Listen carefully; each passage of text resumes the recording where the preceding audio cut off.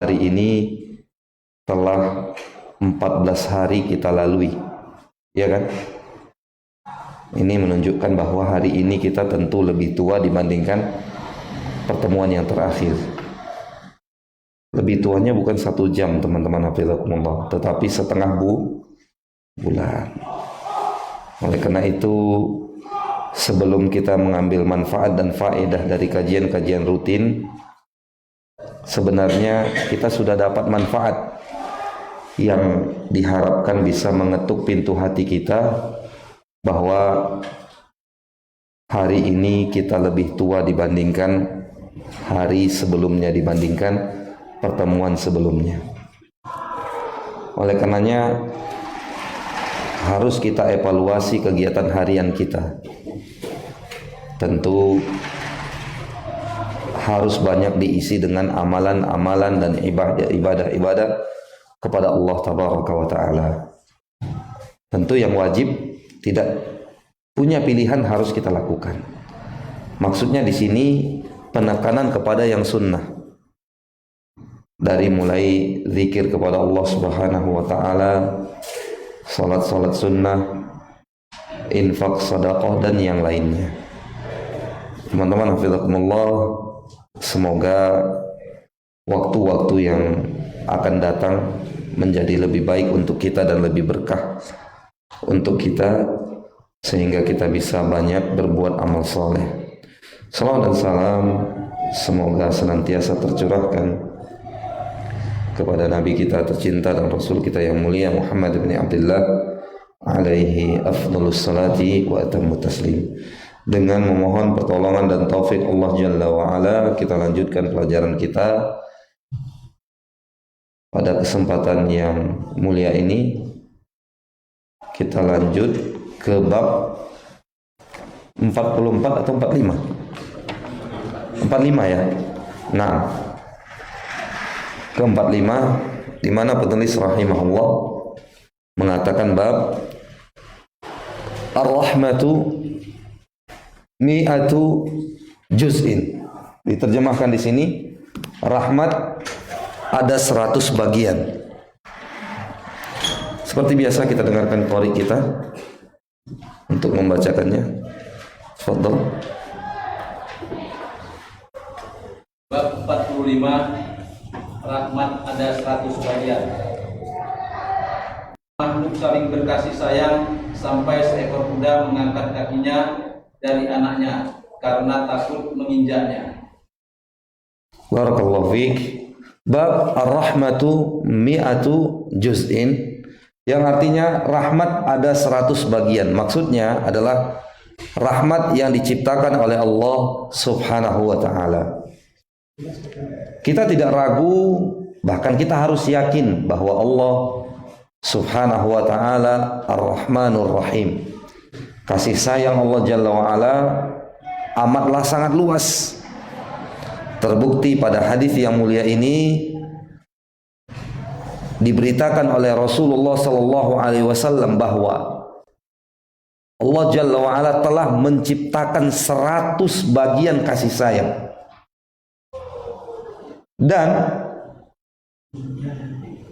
yang lebih menggembirakan lagi teman-teman hafizakumullah, 99 dari jumlah 100 kasih sayang itu Allah simpan di akhirat. Hanya satu saja yang Allah turunkan ke bumi ini. Yang satu itu pun cukup untuk makhluknya dari pertama sampai terakhir yang menghuni bumi Allah Azza wa Jalla ini, untuk mereka saling berkasih sayang. Garis bawahi kata makhluk, bukan manusia saja. Yang sering menjadi permisalan seorang mencintai orang lain lebih tulus dan lebih besar adalah seorang ibu dengan kepada anaknya.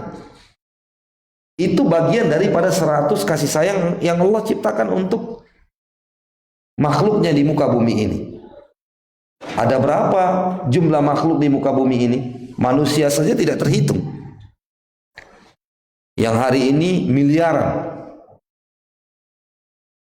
Diberikan kepada mereka, kepada hati mereka, kasih sayang yang dengannya mereka hidup.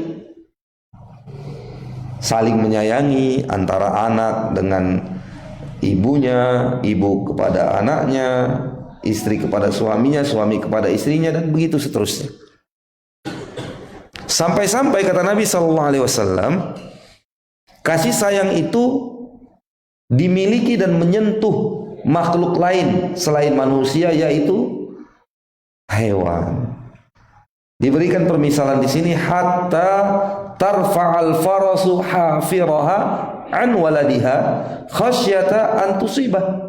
Sampai-sampai seekor kuda mengangkat telapak kakinya untuk menghindarkan agar anaknya tidak terinjak. Khasyata an tusibahu, takut khawatir kaki itu menginjak anaknya. Subhanallah. Dengan kasih sayang yang satu itu, teman-teman hafizakumullah, seekor binatang menyayangi anaknya. Nah, ini kembali kita kepada masalah atau bab yang sebelum-sebelumnya, bahwa orang yang dicabut dari hatinya, dari batinnya rasa kasih dan sayang, itu adalah orang yang tidak akan mendapatkan kasih dan sayang Allah Subhanahu wa ta'ala. Hewan saja punya rasa kasih dan sayang, bagaimana dengan manusia? Yang hilang rasa kasih dan sayangnya, sungguh orang seperti ini sangat wajar tidak dikasihi dan tidak disayangi oleh Allah Subhanahu wa ta'ala. Permisalan Nabi SAW dengan mengumpamakan seekor kuda atau membawakan contoh dari binatang yang sekian banyak jumlahnya adalah seekor kuda dalam berkasih sayang, karena ya kuda ini terlihat oleh kita. Adapun binatang-binatang yang lain seperti harimau, singa, itu kan jarang kita lihat. Bahkan ada orang setua 30 atau 40-an, dia belum pernah lihat bentuk harimau atau singa yang asli. Ya, hanya lihat videonya saja atau tayangannya, tidak pernah dia lihat. Maksimal kalaupun dilihat itu di kebun binatang. Oleh karena itu diumpamakan, disebutkan di sini contoh dari hewan yang terdekat dengan kita, yang mungkin dan sangat mungkin untuk bisa kita temui hewan tersebut, sebagai bukti bahwa real adanya selain manusia, hewan juga berkasih sayang di antara mereka. Teman-teman hafizakumullah, 99 dari kasih sayang yang 100 itu ada disimpan Allah Jalla wa'ala dan akan dikeluarkan nanti di akhirat. Oleh karenanya pendosa-pendosa dari kalangan muwahhidun, orang mukmin yang bertauhid tapi masih bergelimang dengan dosa dan maksiat, diharapkan mereka mendapatkan kasih sayang Allah Subhanahu wa ta'ala,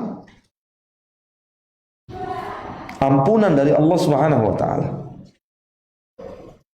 Cuma tentu kita jangan terlena dengan ya insya Allah saya dengan maksiat yang setinggi level ini pun akan diampuni oleh Allah Subhanahu wa ta'ala.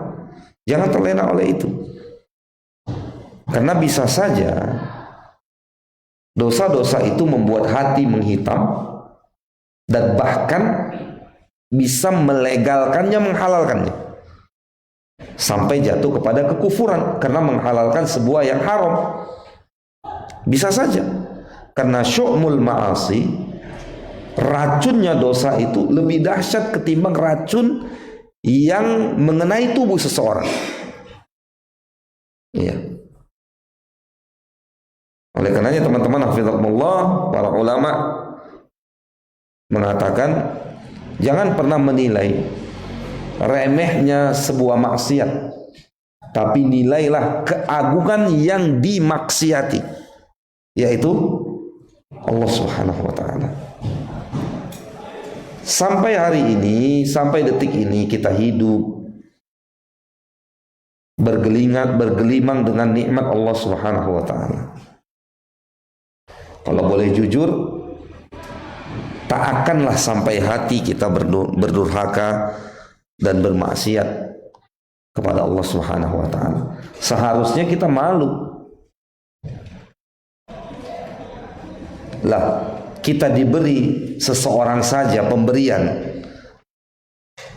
dengan catatan kamu harus begini dan begitu.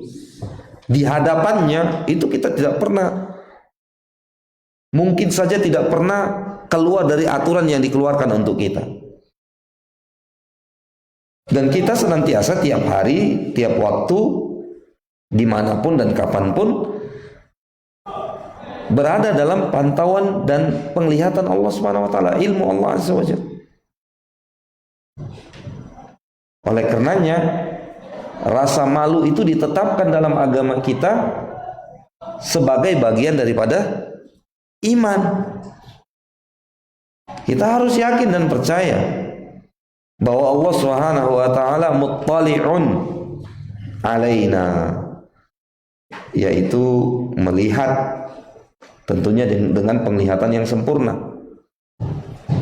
Aktivitas apa saja yang kita lakukan, bahkan kerlingan mata yang khianat, lalu juga apa-apa yang tersimpan di dalam hati yang belum terwujud sebagai bentuk perbuatan ataupun ucapan, itu Allah Subhanahu wa taala tahu semuanya. Kembali kita katakan teman-teman hafizakumullah, 99 rahmat Allah Jalla wa Ala itu akan diberikan nanti di akhirat. Oleh karenanya mari kita undang apa saja yang dapat mendatangkan kasih sayang dan rahmat Allah Subhanahu wa taala kepada kita. Sebagaimana yang sering kita ulang-ulang, bahkan syarat mutlak untuk masuk surga Allah Jalla wa Ala adalah dengan rahmatnya. Adapun amal soleh berfungsi untuk menentukan level di surga mana seseorang tersebut akan bertempat. Kita harus undang rahmat Allah Subhanahu wa taala. Makanya tidak habis pikir orang-orang yang kufur, orang-orang yang musyrik, yang mengusir rahmat dan kasih sayang Allah Subhanahu wa taala dengan cara mendurhakai Allah Jalla wa Ala dengan tingkat dosa yang paling dikutuk oleh Allah Azza wa Jalla. Ini tentu sangat sangat disayangkan sekali. 99 rahmat, satu saja cukup untuk kita berkasih sayang di muka bumi ini. Lalu ada orang yang mengharamkan dirinya dari 99 rahmat kasih sayang Allah Subhanahu wa taala di akhirat. Kan ini gak habis pikir. Di tengah-tengah Allah Subhanahu wa taala mengizinkan seseorang untuk memberikan syafaat kepada temannya, ada orang yang mengusir kasih sayang dan syafaat tersebut dari dirinya dengan kekufuran dan kesyirikan. Oleh karenanya kenapa para nabi dan rasul itu gencar sekali mendakwakan tauhid dan memerangi kesyirikan? Karena memang efek daripada syirik itu luar biasa. Sehingga patut untuk diutus kepada setiap kaum seorang rasul untuk mengingatkan ini. Dan syirik dan kufur itu mengusir rahmat dan kasih sayang Allah Subhanahu wa taala. Kalau seseorang mati membawa dosa syirik dan kufur. Teman-teman hafizakumullah. ya. Sehingga kita harus senantiasa berlindung kepada Allah Subhanahu wa taala dari kesyirikan dan kekufuran. Kemudian kalau disebutkan rahmat atau kasih sayang Allah Subhanahu wa taala pada nas-nas di dalam syariat Islam, kadangkala yang dimaksudkan dengan rahmat itu adalah makhluk Allah Subhanahu wa taala. Efek dari sifat Allah Subhanahu wa taala. Sifat Allah Subhanahu wa taala rahmat. Namanya Ar-Rahim dan Ar-Rahman. Keluaran dari sifat Allah Subhanahu wa taala atau efek dan pengaruhnya itu makhluknya. Seperti ketika Allah Subhanahu wa taala mengatakan kepada surga. Allah mengatakan kepada surga, anti rahmati. Wahai surga, engkau ini adalah rahmatku. Maka kita pahami ini adalah makhluk Allah Subhanahu wa taala. Karena sifat Allah bukan makhluk. Ya. Karena sifat Allah bukan makhluk. Nah, pada nas seperti yang kita bacakan ini, Allah Subhanahu wa taala menciptakan 100 rahmat. Maksudnya adalah di sini sifat Allah Subhanahu wa taala. Karena kita ulangi, kalau ada nas yang menyebutkan rahmat Allah Subhanahu wa taala, maka bisa dipahami sesuai dengan narasinya, siaknya. Kalau narasinya adalah Allah Subhanahu wa taala mengatakan kepada surga, anti rahmati, sudah barang tentu yang dimaksud anti rahmati itu, surga itu adalah makhluk Allah Subhanahu wa taala, ciptaan Allah Subhanahu wa taala. Tergantung narasinya, tergantung siaknya. Kadangkala narasi itu menunjukkan bahwa yang dimaksud dengan rahmat Allah itu adalah sifatnya.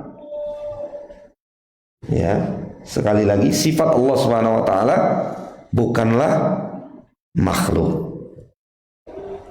Teman-teman hafizakumullah,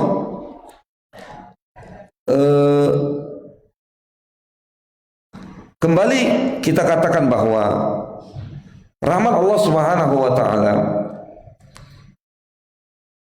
yang amat sangat luas itu, dan diturunkan satu rahmat saja dari 100 bagian yang telah Allah ciptakan. Dengan satu rahmat itu kita bisa berkasih sayang, dan itu cukup.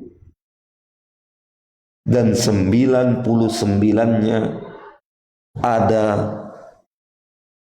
bersama Allah dan akan dikeluarkan nanti di akhirat. Oleh karena itu, jangan pernah putus asa dari rahmat dan kasih sayang Allah Subhanahu wa taala. Selama kita mau mengundangnya. Ini yang harus kita catat. Selama kita mau mengundang kasih sayang Allah Subhanahu wa taala kepada kita. Bayangkan teman-teman hafizakumullah, ada seorang yang melewati hari-harinya dengan semua jenis dosa, dan itu berlangsung puluhan tahun. Tapi di akhir hayatnya dia bertobat, menyesali semua perbuatannya, dan dia kembali kepada Allah Subhanahu wa taala. Maka dengan sangat mudah Allah Subhanahu wa taala mengampuninya. Dan ingat, orang yang tobat dari dosa itu bukan hanya sekedar dosanya yang hilang, tidak, tetapi berganti dosa itu menjadi pahala. Karena amal soleh, karena taubat itu bagian daripada amal soleh. Dan kata para ulama, ini bagian amal soleh yang hukum melakukannya wajib. Jadi hukum bertobat adalah wajib. Sesuai dengan kaidah syariat, yang wajib jauh lebih utama daripada yang sunnah, yang tidak wajib. Oleh karena itu subhanallah ya, rahmat Allah Subhanahu wa taala yang sangat luas, terlebih lagi di akhirat. Kalau kita tidak undang rahmat Allah Subhanahu wa taala itu untuk diri kita, maka amat merugilah kita. Kita katakan tadi, di tengah-tengah seorang diizinkan oleh Allah Subhanahu wa taala, seorang teman untuk mengeluarkan temannya dari api neraka, diizinkan oleh Allah Subhanahu wa taala karena kasih sayang Allah. Lalu ada yang tidak mau mengundang kasih sayang Allah Subhanahu wa taala dengan melakukan kesyirikan dan kekufuran dan juga nifaq i'tiqadi, kemunafikan yang berkaitan dengan akidah, keyakinan. Ini dapat mengeluarkan seseorang dari Islam. Dan rata-rata orang munafik, khususnya yang dipengaruhi oleh Ibnu Salul, Abdullah bin Ubay bin Salul di Madinah, itu nifaknya nifak i'tiqadi, berkaitan dengan keyakinan. Nah, ini mengeluarkan seorang dari agama Islam, menyimpan kekufuran dan menampakkan keimanan secara zahir. Adapun nifak amali, apa contohnya nifak amali? Hah? Nah, apa contohnya? Aduh, nggak bagian. Nah, kata Nabi SAW dalam sebuah hadis, ayatul munafiq thalatha. Satunya apa? Apabila bicara dusta. Jadi kalau orang dusta ngibulin kita, jangan kita katakan ente kafir dah. Kenapa? Munafik. Enggak, ini nifaknya amali. Sifatnya hanya amalan, bukan keyakinan. Kecuali kalau dia melegalkan kedustaan. Nah, ini lain cerita. Karena dia menghalalkan yang haram. Kalau seperti ini menghalalkan yang haram, berarti jatuh kepada kekufuran. Nah, ini teman-teman hafizahullah. Ini sebagai bukti bahwa enggak gampang memvonis orang itu kafir. Tidak mudah mengeluarkan seorang yang yakin keislamannya dengan sesuatu yang diragukan. Kalau udah sabata islamuhu biyaqin, kalau sudah valid keislamannya secara yakin, maka ini sulit sekali untuk dikeluarkan dia dari lingkaran keislaman itu. Walau sudah melakukan kemunafikan, tapi nifak yang amali, bukan i'tiqadi, bukan yang berkaitan dengan keyakinan. Meskipun demikian teman-teman hafizakumullah, ya nifak i'tiqadi ya tentu mengusir kasih sayang Allah Subhanahu wa taala. Tetapi nifak amali juga dapat berpotensi mengusir kasih sayang Allah Subhanahu wa taala. Terlebih lagi bila itu dilangsungkan dalam kurun waktu yang lama. Karena dosa-dosa kecil lambat laun akan menjadi besar. Bukankah gunung itu adalah tumpukan dari butiran pasir? Nah, begitu kata para ulama. Iya. Gunung yang besar itu tumpukan daripada butiran pasir. Begitulah kira-kira dosa-dosa kecil yang ditumpuk, dia akan menjadi besar. Nah, adapun kecocokan hadis ini dengan babnya itu terlihat jelas ya, bahwa dalam redaksi hadis ini disebutkan ja'alallahu azza wa jal ar-rahmata mi'ata juz'in. Allah Subhanahu wa taala menjadikan atau menciptakan rahmat itu 100 bagian. Maka dengan kalimat ini, hadis ini sangat sinkron dan cocok terhadap babnya. Nah, kita lanjut kepada bab yang berikutnya. Silakan. Bab 46, wasiat terhadap tetangga. Dari Aisyah radhiyallahu anha, dari Nabi sallallahu alaihi wasallam, beliau bersabda, Jibril senantiasa berwasiat kepadaku agar berbuat baik kepada tetangga, sampai saya mengira bahwa dia atau Jibril hendak memberikan warisan kepadanya. Nah, bab ke-46, al-wasayatu bil jar, wasiat terhadap tetangga. Maksudnya adalah berbuat baik kepada tetangga dengan segala jenis kebaikan, dari mulai mengucapkan salam jika bertemu, santun kepadanya, berkata lembut untuknya, dan seterusnya. Bahkan termasuk juga melindunginya, serta menahan diri kita dari mengusik dan mengganggunya. Ini maksud daripada berwasiat terhadap tetangga. Adapun definisi pengertian tetangga itu siapa saja, maka masuk kita nanti kepada bab berikutnya, di mana sebagian para ulama, di antaranya Al Hasan Al Basri rahimahullah, menyebutkan tetangga itu adalah mereka yang 40 rumah dari depan rumahmu, dari belakang juga demikian, samping kiri samping kanan. Ada satu RT ini lebih ya, Masya Allah.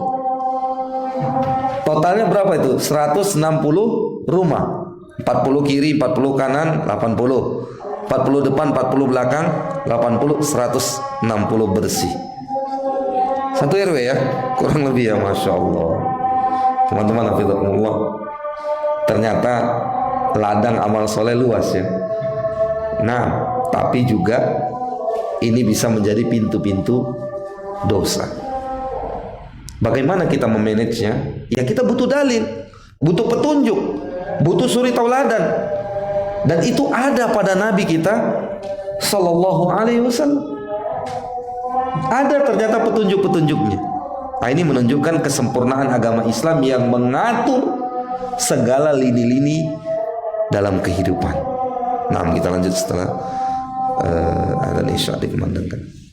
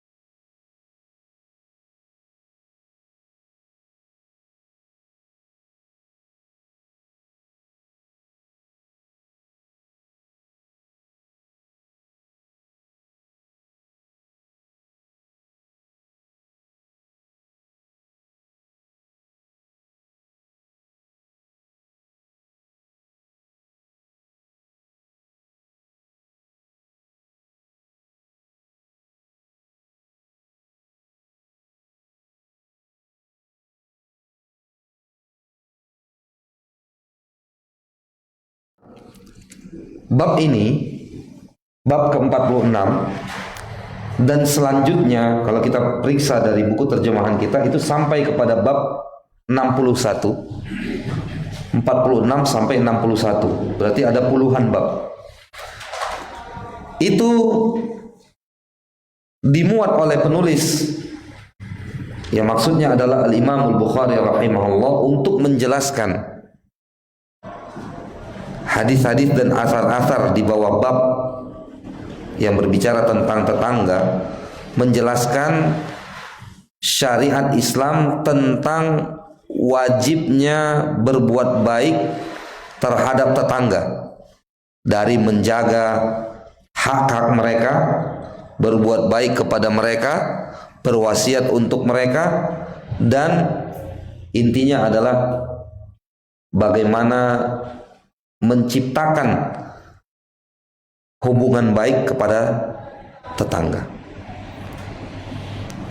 Teman-teman hafizakumullah, hadis Aisyah radhiyallahu taala anha mengawali bab ini. Nabi sallallahu alaihi wasallam bersabda, "Ma zala Jibrilu yusini." Jibril senantiasa berwasiat kepadaku. Para ulama menyebutkan ucapan Nabi sallallahu alaihi wasallam mazala yang diterjemahkan dengan senantiasa ini menunjukkan pengulangan. Artinya bukan satu atau dua kali Jibril alaihissalam berwasiat kepada Nabi sallallahu alaihi wasallam tentang tetangga. Ya. Dan ini kata para ulama menunjukkan hak tetangga yang wajib untuk kita tunaikan. Dan hak ini, hak tetangga yang wajib kita tunaikan, diembankan kepada kita selaku tetangganya oleh syariat tentunya, karena hubungan kedekatan kita dengan tetangga yang saban hari kita ketemu dengan dia, bahkan satu hari itu bisa berkali-kali, dan bahkan kita lebih tahu keadaan dia ketimbang saudara-saudari kandungnya. Benar tidak? Nah ini kedekatan yang luar biasa. Kalau kedekatan ini rusak, kebayanglah oleh kita bagaimana kalau tetangga ribut sama tetangganya, subhanallah, itu neraka dunia kayaknya. Nggak ada rasa aman lagi, nggak ada rasa saling menghormati, saling melindungi, ya, tidak ada. Dan nanti kita akan temui pada bab-bab berikutnya bahwa tetangga di sini yang dibicarakan oleh hadis-hadis di dalam bab ini untuk berbuat baik kepadanya dan mencegah keburukan kita agar tidak terkena dia, masuk tetangga yang non muslim. Nanti kita akan sampai kepada pembahasannya di mana hadis Abdullah bin Amr bin As radhiyallahu taala anhu atau asar dari beliau sebagai bukti bahwa kehormatan tetangga yang non muslim juga harus kita jaga. Kehormatannya, hartanya, privasi dia, ya, harus kita jaga. Nah, teman-teman hafizakumullah, karena kedekatan seorang tetangga dengan tetangganya juga mereka hidup berdampingan, saling mengetahui keadaan satu sama lain, maka disyariatkanlah untuk berwasiat, berbuat baik dengan catatan tadi, yaitu berbuat baik kepadanya dan menahan keburukan kita agar tidak mengenainya. Nah, kembali kita kepada teks hadis, mazala Jibrilu yusini bil jar. Senantiasa Jibril berwasiat kepadaku agar berbuat baik. Maksud daripada yusini, berwasiat kepadaku, adalah berbuat baik. Berbuat baik kepada tetangga. Tadi kita masuk atau sebutkan definisi daripada tetangga. Itu menurut Al-Imam Al-Hasan Al-Basri adalah 160 rumah sekeliling rumah kita. Cuma al-aqrab fal-aqrab, yang dekat tentu lebih besar haknya ketimbang yang jauh. Terlebih lagi teman-teman hafizakumullah, jika tetangga itu punya 3 faktor pendukung agar kita berbuat baik dan menjaga kehormatannya serta menjaga perilaku kita, ucapan kita agar tidak menyakitinya. Kalau dia punya 3 faktor ini, pertama adalah dia muslim, kedua dia merupakan kerabat kita, bisa jadi kan kemanakan atau sepupu atau apa, tinggal berdekatan dengan kita menjadi tetangga. Yang ketiga adalah hakul jiwar, hak bertetangga. Kalau orang ini, tetangga kita ini punya 3 unsur ini, maka dia lebih berhak dan lebih dekat, dan harus lebih kita fokus untuk berbuat baik kepadanya. Pada umumnya cuma ada 2 saja, yaitu hakul Islam dan hakul jiwar. Hak atas keislaman tetangga kita dan hak bertetangga. Dan yang terakhir, ini tadi, kalau dia tidak muslim, tidak pula kerabat kita, berarti tinggal 1 hak. Hak apa? Hak bertetangga. Pun harus dijaga. Nah, ini teman-teman,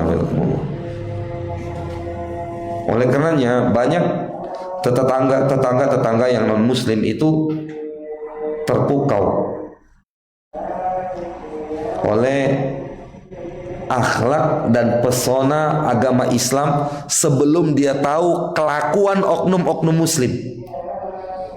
Ya, itu banyak mereka yang terpikat. Akhirnya mereka masuk Islam karena berseberangan keyakinan pun tetap dijaga haknya sebagai seorang tetangga di dalam agama Islam. Itu kan luar biasa sekali. Dilarang kita makar untuk dia, terhadap dia dilarang. Haram hukumnya mengusik dia, dan wajib untuk melindunginya, menjaga kehormatannya. Ya, ini teman-teman hafizakumullah, sehingga saking seringnya Jibril alaihissalam berwasiat kepada Nabi SAW tentang tetangga, Nabi SAW mengatakan hatta dhanantuhu annahu sayuwarithu, sampai-sampai ya, aku mengira bahwa Jibril alaihissalam hendak memberikan warisan kepadanya. Maksudnya tetangga itu saling mewarisi harta mereka, saking dekatnya hubungan antara seorang dengan tetangganya, sehingga disangka oleh Nabi SAW bahwa akan diwariskan, mereka saling mewarisi. Tentu maksud daripada hadis ini bahwa Jibril alaihissalam menyampaikan dari Allah Subhanahu wa taala. Karena Jibril adalah utusan Allah dari kalangan malaikat, sebagaimana Nabi SAW adalah utusan Allah dari kalangan manusia. Sehingga yang disangkakan oleh Nabi SAW bukan syariatnya Jibril. Karena Jibril disangka oleh Nabi SAW akan menjadikan tetangga mewarisi tetangganya. Maksudnya itu dari Allah Subhanahu wa taala. Karena yang memberikan atau sebagai pensyariat adalah Allah Subhanahu wa taala. Ya. Kemudian teman-teman hafizakumullah, dalam hadis diberitakan bahwa termasuk daripada kebahagiaan seorang muslim di dunia adalah dia punya tetangga yang baik. Ini nikmat sekali tetangga yang baik ini. yang hari ini orang-orang kayak gini hampir punah. Walau ada ya, tapi hampir punah. Di antara tetangga yang baik itu, kalau dia ingin bangun rumah, dia hindarkan jendelanya untuk melongo ke rumah kita. Subhanallah. Di mana tetangga yang seperti ini? Yang ada ya, atau yang kebanyakan nggak peduli dia. Tanah saya, bangunan saya, ya kan? Dia buat jendela yang seharusnya bisa di barat, di timur dibuat dia itu melongo ke tempat jemuran kain kita umpamanya. Nah, ini kan tentu menyulitkan tetangga. Berpotensi besar aurat tetangga terlihat. Tetangga yang soleh nikmat, bagian daripada nikmat Allah kepada seorang hamba muslim di dunia, kata Nabi SAW. Ya. Dengan contoh yang kita sebutkan tadi, sebenarnya banyaklah contoh-contohnya di dalam kehidupan. Oleh karenanya dalam sebuah hadis yang fihi maqal, dikomentari oleh sebagian para ulama, disebutkan bahwa al-jaru qabla ad-dar. Tentukan tetangga dulu sebelum menentukan hunian. Ya. Karena kita nggak kuat dengan pengaruh lingkungan itu, kita bisa lemah. Dan lingkungan itu perannya untuk merubah karakter seorang sangat besar sekali, teman-teman. Hafizahumullah. Betapa banyak, atau adalah kita temukan kawan yang pindah ke tempat lain, setelah beberapa waktu kita ketemu dengannya, perubahannya bukan cuma fisik doang, kututur katanya, ya kan? Kemudian keyakinannya, ibadahnya, dan seterusnya, karena pengaruh lingkungan. Oleh karenanya, seorang yang tobat dari membunuh 99 bahkan 100 nyawa, itu yang datang kepada seorang alim untuk mengikrarkan tobatnya, apa kata alim ini? Tinggalkan tempatmu yang lama, itu darusu, itu tempat yang buruk. Berhijrahlah, pindahlah kamu, di sana ada orang-orang yang beribadah kepada Allah Subhanahu wa taala. Karena memang bi'ah ataupun lingkungan itu luar biasa pengaruhnya. Ya. Oleh karena itu kita sering katakan, bahkan memotivasi ya kawan-kawan yang membuka hunian-hunian Islami, itu luar biasa tuh. Kalau dasarnya adalah ini untuk menjaga pengaruh lingkungan agar hanya dapat menimbulkan pengaruh baik, ini luar biasa. Jadi amal soleh bagi yang punya proyek properti itu. Luar biasa, teman-teman. Ya. Makanya peluang dan pintu-pintu kebaikan itu sangat banyak sekali. Ya. Cuma kita butuh fikih, butuh ilmu, sehingga setiap aktivitas walau selayang pandang kita nilai ini aktivitas duniawi, ternyata ada nilai-nilai ukhrawinya di sana, dan bahkan itu bisa diusung, seperti membuat hunian Islami. Bisnis awalnya, tapi dapat celahnya, ternyata ini ya ada pahalanya dalam Islam. Dia rubah niatnya, dapat fulus, dapat pahala. Luar biasa. Al-jar qabla dar. Tentukan dulu di mana kita membeli sebidang tanah untuk membangun hunian di sana. Kalau sekitar tempat itu orang-orang fasid, bismillah, jual aja. Pindah, cari tempat yang lain. Kenapa? Dikhawatirkan kefasikan mereka menular kepada kita. Oke, ana insya Allah aman Ustaz. Ana antum, tamu antum, iya kan? Al-jar qabla dar. Tentukan dulu Lihat tetangganya, mapping dulu. Oh, ini ternyata sebelah kiri pak tertua, sana tempat orang berjudi. Nggak jadilah pak, walau murah. Subhanallah.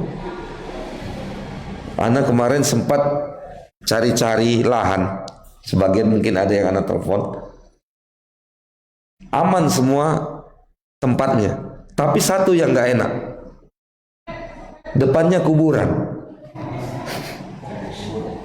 Nggak enaknya dari sisi apa? Ya tentu itu tetangga yang nggak mengusik lah. Kalau mengusik bersin saja repot kita ya.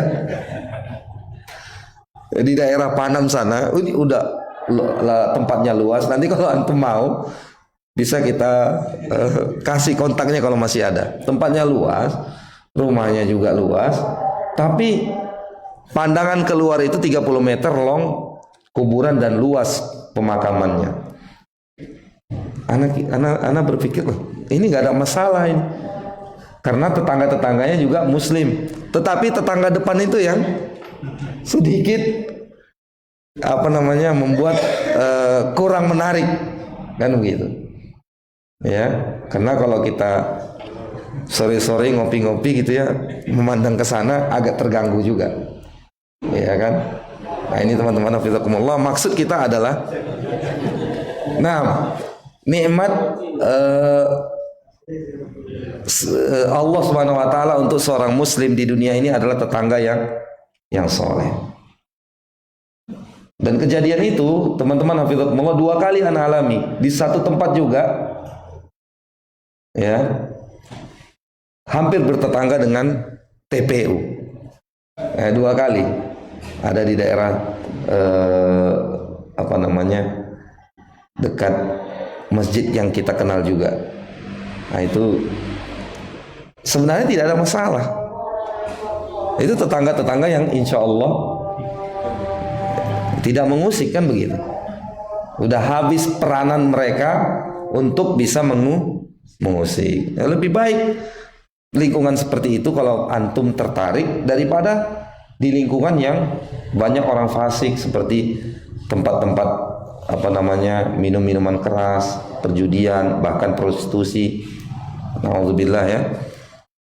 Nah, tentukan di mana kita akan berdomisili. Lihat, mapping dulu. Jangan buru-buru. Jangan sementang murah langsung bayar.